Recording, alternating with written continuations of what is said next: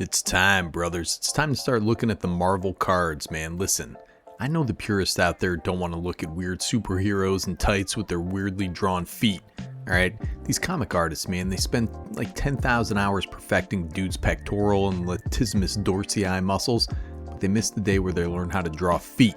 It's really, quite disappointing. I want anatomically correct feet on my Marvel characters. Anyways, man, maybe there's some good stuff here. I'm going to slap them in my commander decks if they're good, that's it. Or at least good in some niche deck where they can just shine, brother. So let's check them out. Let's check out the Mythics from the new Marvel set. Probably going to have to spread this out over 2 videos because I ain't got all day to edit videos, man. I got to drive my teeny Lamborghini. Yeah, man, a set lives and dies by its Mythics. So let's start this off with a clang here. We have Avengers Assemble, 4 and a white for an enchantment, has Flash. Heroes you control get +2/+2 at the beginning of each end step if you attacked with a hero this turn, or a hero entered the battlefield under your control this turn, draw a card. I don't know about this one, man. Hero tribal only. It's not that great in that. There is that opportunity to blink some of the heroes on other opponents' turns and stuff, but it's still not good, man, for 5 mana. Hey, here we go. Take a look at this redhead super spy, the Black Widow. 1 and a black for a legendary human spy hero. It's a 2/1, has menace. Whenever Black Widow deals combat damage to a player, that player exiles cards from the top of their library until they exile a non-land card. You may put a +1/+1 counter on Black Widow. If you don't, you may cast the exiled non-land card until end of turn, and mana of any type can be spent to cast that spell. Kind of like this, the price is right at 2 mana, but menace is kind of crappy evasion. That's mitigated a little bit by the fact that it's going to come down real early and probably slap into somebody who's still putting out mana rocks. I like this in decks that are paying off casting your opponent's stuff. I'm not sure it's got enough in terms of consistent value to just pack it in any deck though. Oh, don't worry, dude. We got some teamer flippers. We got some good mythics coming here. We got Bruce Banner. Legendary human scientist hero, has XX and tap, draw X cards, activate only and is a sorcery. And for 2 red, green, you can flip it, or you can just pay the 2 red, green, and you get the Incredible Hulk. This is a Gamma Berserker hero. It's an 8/8 with reach and trample. 8/8 with reach and trample for 6 mana. Has Enrage.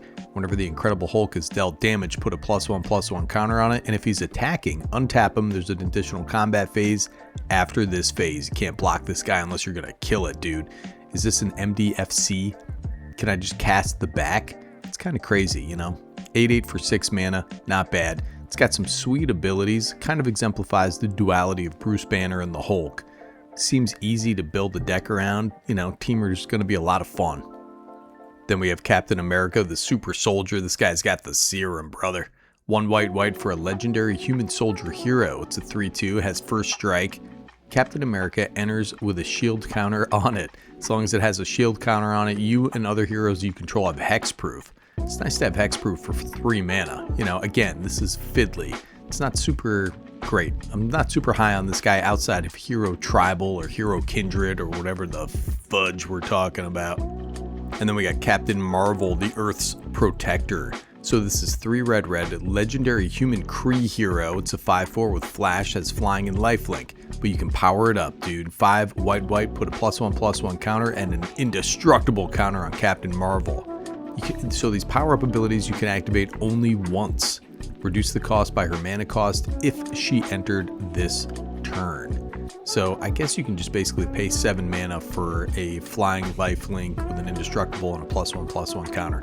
It's kind of garbage, man. Just like the character in the movies. Flash is fine and all, and the flying and lifelink are nice. But it's just a beater. It's just a big beater, man. You gotta be doing more than that to get my love and affection as a Magic the Gathering card these days. Commander's just a big game. There's a lot of stuff in there. If you really like the character, I guess it's not bad for a Voltron deck. Oh, we got a nice little value engine here. We got the Cosmic Cube. 5 generic mana for an artifact, has Ward 2. Cosmic Cube, dude. Sometimes people ask me, like, what's going on in there? I say, that's my Cosmic Cube, dude. Don't touch it. Whenever you attack, look at the top 6 cards of your library.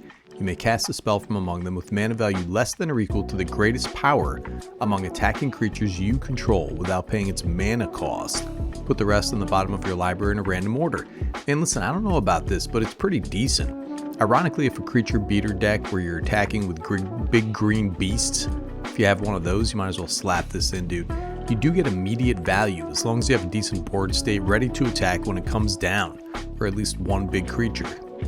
Alright, here we go. Dr. Doom. This guy's 4 black for a legendary human scientist villain. It's a 3/3. When it enters, create 2 3/3 colorless robot villain artifact creature tokens named Doombot. As long as you control an artifact creature or a plan, Dr. Doom has indestructible. At the beginning of your end step, you draw a card, you lose 1 life. I like this guy, man. Remember the Necron Warhammer decks? Necron? I'm sorry for the pronunciation police out there. All black artifact creatures, dude. It's really good in those decks. Plus, he makes 2 dudes when he comes down. That means you can use him in some combos. Sub him into your Nim Death Mantle combos with Ashnod's Altar. Now you're cooking. The fact that that's in the command zone potentially gives it the juice. I like this card quite a bit. Alright, now we're cooking here. You know, guys, I'm an equipment fan. I've got quite a few Voltron decks, and I'm always on the lookout for a good piece of equipment. The Iron Man armor is 3 generic mana for an equipment. When this equipment enters, attach it to target creature you control. You're cheating your equip cost right there. Equip creature gets +2/+1 and has flying, and has 2 if this equipment isn't a creature. It becomes a 0/0 construct hero artifact creature token with flying. Gets +1/+1 for each artifact you control.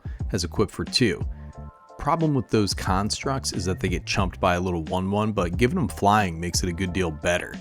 It's just casting it and giving a creature flying and a little pump is really beautiful, man. I always keep my eye out for some fat equipments.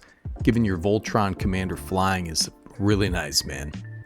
And then we have Jennifer Walters. So she's a 1 and a white for a legendary human advisor hero. It's a 2/3.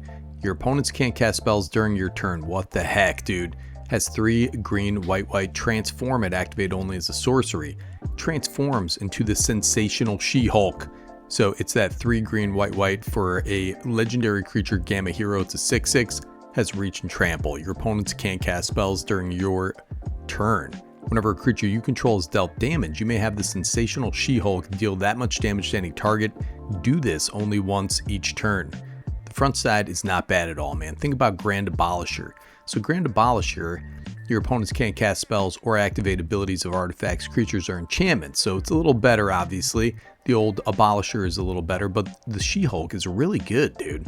I would use that front side, man, but it gets better, man. That ability is on the flip side, too. It's really good. You know, that just as your commander, that big fat 6/6 reach trampler on the backside, dude. Psh, you know, I like this as a beater in Selesnya, and I've seen worse stats on a Voltron commander. Man, you know, I used to play bass in this funk band. They called me Kang the Conqueror because I make that bass twang, brother. But this is Kang the Conqueror. It's 2 blue for a legendary creature. Human villain. Has flying. It's a 4/5. Has power up. 5 blue. Put a +1/+1 counter on Kang. Take an extra turn after this one. During that turn, power-up abilities can't be activated. Which is interesting, you know. Listen, why wouldn't I just run an extra turn card? I don't know. This isn't bad at all. If anything, I would run this in a blink deck, you know, where we're generating 8 mana. It's got some potential, you know, but you can't activate those power-up abilities. Like if you flash it back, you can't activate the power-up ability during that next turn. Blinking stuff, untapping all your mana. It's a decent little extra turn mechanic. I'm sure there's ways to break it that my imagination can't grasp right at this moment. And then you have King T'Holobred here. This guy's 1 white and a blue. For a legendary human noble hero, it's a 3/2, has flash. Whenever a player draws their second card each turn, you draw a card, which is pretty great. Has 4 white and a blue. Transform it, activate only as a sorcery, but it transforms into the Black Panther Hope Enduring, or you can just cast it for 4 white and a blue. It's a legendary human hero warrior. It's a 3/3 with flash and double strike. Prevent all damage that would be dealt to the Black Panther. Whenever Black Panther deals combat damage to a player, draw a card. So if you can get him through, you can draw 2 cards because he's got that double strike, dude. It's honestly a decent little beater. It's got some nice abilities on both sides, and he's a little swaggy, dude. He's got that swag, brother. Alright, last one for this video, then I'm going to do another video probably in 2 days or something. Mjolnir. This Swedish, man. How am I supposed to be able to pronounce this, dude? It's got the Hammer of Thor. 3 and a red for a legendary equipment. When it enters, it deals 4 damage to up to 1 target creature, which is pretty awesome actually. Double all damage equipped creature would deal, but only equips the worthy Creature is worthy if it's legendary non-villain that's red and or white. Jeez, dude, alright. Has 2 and a red, discard this card, it deals 2 damage to each creature. That equip cost is butter, man. You know, equip worthy for 1 mana, so it's a decent removal. Kill some utility creatures, then slap it on your Voltron. 4 mana for this is not bad. I dig it, man. I dig it a lot. So that's round 1 of the Mythics. What do you guys think here, man? I think Thor from round 2 is going to take all the cake. That thing's really good. She-Hulk is pretty good, man. There is some good stuff here. I like the Iron Man armor.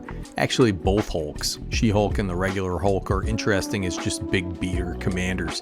Teamer beatdown with the Hulk would be a lot of fun. Let me know what you guys think in the comments below, dude. You guys are my little funk lords, all right? And I love you so much, man. As always, special thanks to the patrons, the members here on YouTube, the subscribers, the Discord desperados. You guys make the world go around, man. I love all the conversation in the Discord. I can't follow it all because there's just too many threads going. You guys have too much going on. You know, stop releasing all the military secrets in there, will you please? You're gonna get me in trouble. Nikki G, Better Commander, signing off.